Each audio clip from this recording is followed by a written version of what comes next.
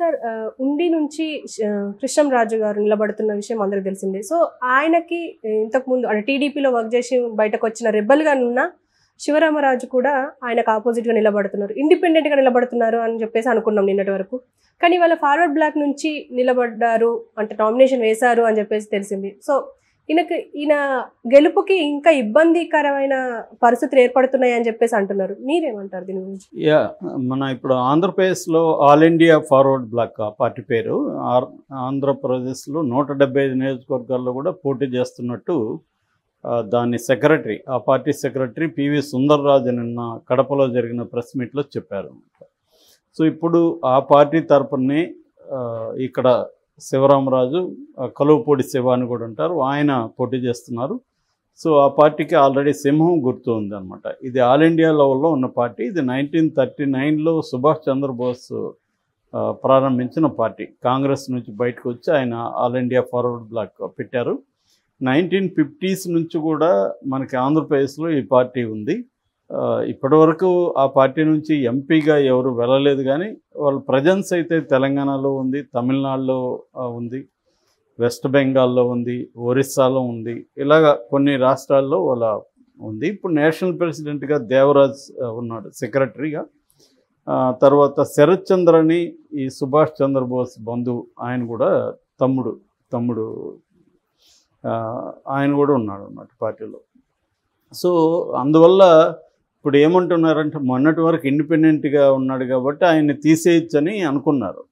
కానీ ఇప్పుడు ఫార్వర్డ్ బ్లాక్లో చేరాడు, ఆయన ఫార్వర్డ్ బ్లాక్ బీఫామ్ తీసుకొని వేశాడు.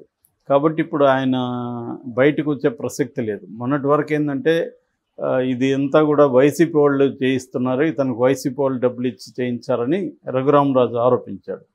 కానీ ఇప్పుడు ఏమవుతుందంటే రఘురామరాజు ఖచ్చితంగా గెలిచే పరిస్థితి బాగా టఫ్ అయిపోయింది అని చెప్తున్నారు రఘురామరాజుకి. ఎందుకంటే శివరామరాజుకి అక్కడ బాగా బలం ఉంది. ఆయన 2 సార్లు ఎమ్మెల్యేగా గెలిచాడు అక్కడ నుంచి. గత 20 ఏళ్ళ నుంచి ఆయన తెలుగుదేశంలో పనిచేస్తున్నాడు. బాగా జనంలో పేరుంది ఆయనకి. సో శివరామరాజు 2019లో నర్సాపురంలో పోటీ చేసినప్పుడు ఇటు రామరాజుకి అక్కడ ఇచ్చారు ఎమ్మెల్యేగా. అది కూడా శివరామరాజే సజెస్ట్ చేశాడని చెప్తారనమాట. సో అందువల్ల గతంలో నర్సాపూర్లో కూడా వీళ్ళిద్దరికి రైవలరీ ఉంది. ఎవరికి? శివరామరాజుకి, రఘురామరాజుకి పోటీగానే ఈయన తెలుగుదేశం నుంచి పోటీ చేశాడు శివరామరాజు. అందుకని ఆ రైవలరీ కూడా ఉంది. సో అప్పుడు ఈయనకి వ్యతిరేకంగా రఘురామరాజు చేసిన పనులు కావచ్చు, బూతులతో మాట్లాడడం కావచ్చు, ఇవన్నీ ఆయన మనసులో పెట్టుకున్నాడు. అందుకని చంద్రబాబు చెప్పినా ఎవరు చెప్పినా విత్డ్రా కాకుండా ఆయన ఏం చేస్తాడంటే, ఒక పార్టీ ఉంటే బాగుంటుంది, ఇండిపెండెంట్గా ఉంటే మనల్ని వీళ్ళు ఏమన్నా చేసే అవకాశం ఉందని చెప్పి ఫార్వర్డ్ బ్లాక్ పార్టీలో చేరాడు. యాక్చువల్గా ఆల్ ఇండియా ఫార్వర్డ్ బ్లాక్ ఇటు ఏఐడిఎంకేతో కలిసారు, పొత్తులో ఉన్నారు తమిళనాడులో. తర్వాత యూడిఎఫ్ అంటారు, యునైటెడ్ డెమోక్రటిక్ ఫ్రంట్, ఇటు త్రిపురలో కేరళలో కూడా వాళ్ళు కలిసి ఉన్నారు. అట్లాగే వెస్ట్ బెంగాల్లో లెఫ్ట్ ఫ్రంట్తో కూడా ఉన్నారనమాట. సో ప్రతి చోట వాళ్ళ లెఫ్ట్ లీనియేషన్ కనిపిస్తుంది అనమాట. దాంట్లో ఇప్పుడు ఆయన చేరాడు. సో దాన్ని డీల్ చేయడం అంత ఈజీ కాదు. ఎందుకంటే ఆయన ఏదో ప్రెజర్ పెట్టో బెదిరించో విత్డ్రా చేసుకోవడం అంటే కష్టం అవుతుంది. ఎందుకంటే అది ఒక ఆల్ ఇండియా పార్టీ కాబట్టి. సో రేపొద్దున ఏదన్నా జరిగినా ఆల్ ఇండియా లెవెల్లో ప్రాబ్లం అవుతుంది కాబట్టి చంద్రబాబు కూడా ఆయన బెదిరించడం లేకపోతే ఇంకోటి చేయడం కష్టం అవుతుంది. అందువల్ల రఘురామకృష్ణరాజుకి ఇప్పుడు టఫ్ సిచ్యువేషన్ అని చెప్తున్నారు. రాను అంటే ఆయన మొన్నటి వరకు బాగా కాన్ఫిడెంట్గా ఉన్నాడు, ఎవరు వచ్చినా నేను ఇక్కడ గెలుస్తానని. ఎందుకంటే ఉండి అనేది ముందు నుంచి కూడా తెలుగుదేశం స్ట్రాంగ్ బ్యాస్ట్ అనమాట. దాదాపు మధ్యలో 2004లో ఒకసారి కాంగ్రెస్ వచ్చింది, మిగతా అంతా 7 సార్లు తెలుగుదేశం క్యాండిడేట్స్ అక్కడ గెలుస్తూ వచ్చారు. అందుకని రఘురామకృష్ణరాజు కూడా కాన్ఫిడెంట్గా ఉన్నాడు గెలుస్తామని. అయితే ఆయన మంతెన రామరాజును మాత్రం విత్డ్రా చేయించగలిగారు. ఎందుకంటే ఆయనకు కొంతమంది చెప్తున్నది ఏంటంటే ఆయన పెట్టిన డబ్బులంతా కూడా రఘురామకృష్ణరాజు ఇచ్చేశాడని, ఆయన ఖర్చు పెట్టిందంతా. ఎందుకంటే ఆయనకే టికెట్ కన్ఫామ్ అయింది కాబట్టి ఆయన ఎప్పటి నుంచో తిరుగుతున్నాడు, పనిచేస్తున్నాడు. రెండవది ఆయనకి అధ్యక్ష పదవి కూడా ఇచ్చారు, పార్టీ అధ్యక్ష పదవి, ప్లస్ అధికారంలోకి వస్తే నామినేటెడ్ పోస్ట్ ఇస్తామని గ్యారంటీ కూడా ఇచ్చారు. ఈ 3 పనుల వల్ల ఆయన సైలెంట్ అయ్యాడు అంటున్నారు. కానీ ఆయన కేడర్ మాత్రం సైలెంట్గా లేరు. ఆయన కేడర్ ఎందుకంటే వాళ్ళందరూ ఆయన గెలుపు కోసం ఎప్పటి నుంచో ట్రై చేస్తున్నారు, కష్టపడుతున్నారు. ఎందుకంటే 5 ఏళ్ల పాటు ఆయన ప్రతిపక్షంలో ఉండి నానా ఇబ్బందులు పడ్డాడు వైసీపీ దగ్గర. సో అలాంటప్పుడు ఆయనకి టికెట్, అందులో రఘురామకృష్ణరాజు కోసం త్యాగం చేయడం వాళ్ళకి నచ్చలేదు.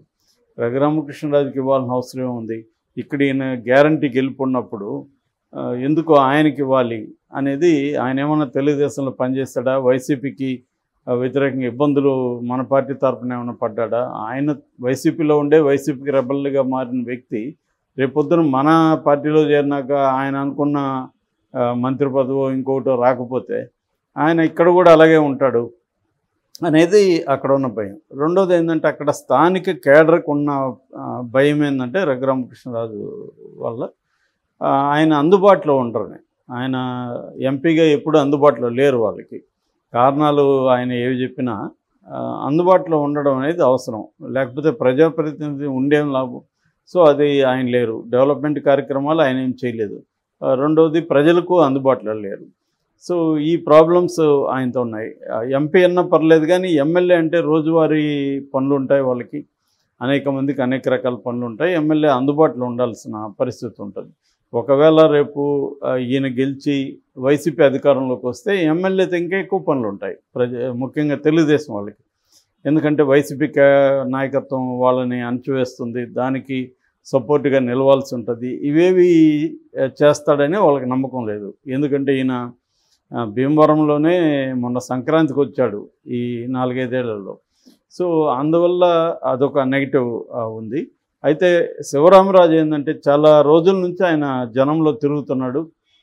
తర్వాత పల్లె నిద్ర లాంటి కార్యక్రమాలు చేస్తున్నాడు. అంతకు ముందు నుంచి కూడా జనంలో ఉంటున్నాడు. ఆయన 20 ఏళ్ళుగా ఆయన ప్రజల్లో ఉన్నాడు, అందుబాటులో ఉన్నాడు. అందుకని అక్కడ తెలుగుదేశం కార్యకర్తలకంతా కూడా శివరామరాజుని తమ నాయకులకు గుర్తిస్తున్నారు. రేపు పొద్దున గెలిచినాక కూడా మళ్ళీ ఆయన తెలుగుదేశంలో చేరే అవకాశం ఉంది. సో అయితే దీని వెనక లోకేష్ ఉన్నాడని కూడా ఒక వాదన వస్తుంది. అంటే రఘురామకృష్ణరాజును పార్టీలోకి తీసుకోవడం, టికెట్ ఇవ్వడం, అసెంబ్లీకి తీసుకురావడం లోకేష్కి ఇష్టం లేదన్న వాదన కూడా వినిపిస్తుంది. ఎందుకంటే రేపు ఇతను చంద్రబాబునే ఎదిరించి మాట్లాడుతున్నాడు. మన చంద్రబాబు మీదనే అతను యాంటీగా మాట్లాడాడు.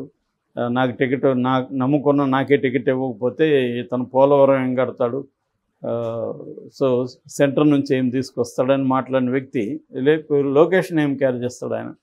సో జగన్ లాంటి టఫ్ టాస్క్ మాస్టర్ని అతను ఎదిరించి మాట్లాడిన వ్యక్తి రేపు ఏదైనా ఇబ్బంది అయితే లోకేష్తో ఎలా డీల్ చేస్తాడనేది లోకేష్ ఖచ్చితంగా ఇన్సెక్యూరిటీ ఉంటుంది. ఎందుకంటే 2014లో ప్రభుత్వం వచ్చినప్పుడు కూడా సకల శాఖ మంత్రిగా లోకేషే బిహేవ్ చేసేవాడు. ఏ మినిస్టర్లు అయినా 10 లక్షల పైన ఫైల్ ఉంటే, ఆ వాల్యూ చేసి ఫైల్ ఉంటే ఈయన దగ్గరికి రావాలని చాలామంది చెప్పేవాడు. నాకు పర్సనల్గా ఎన్జిఓస్ కొంతమంది చెప్పారు, 10 లక్షల పైన ఏ రకమైన ఫైల్ ఉన్నా కూడా అది లోకేష్ దగ్గరికి వెళ్ళి రావాల్సిందే. సో ఇటువంటి కాంటెక్స్ట్లో రేపు పొద్దున అందరూ కూడా లోకేష్ అండర్లో పనిచేయాల్సి ఉంటుంది. చంద్రబాబు ముఖ్యమంత్రిగా ఉన్న డిఫాక్టివ్గా లోకేషే ప్రధానంగా పనిచేస్తుంటాడు.